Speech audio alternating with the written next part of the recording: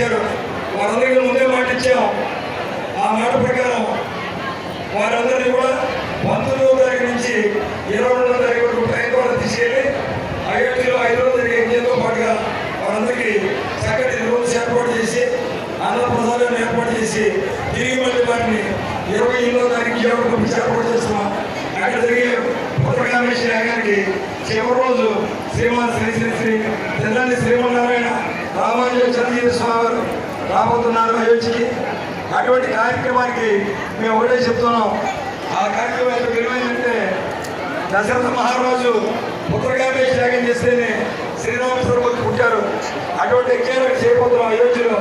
కాబట్టి మీరు అనుకోవచ్చు మాకు పిల్లలు ఉన్నారు, పిల్లల కోసం ఎందుకు చేయాలనుకోవచ్చేమో. అది కాదు, పిల్లలు ఉన్నవాడికి రాముడు యోగ్యత గల గుణాలు ఏర్పడాలన్నా, పిల్లలు లేని వాడికి రాముడు గొప్పవాడు కలగాలన్నా కూడా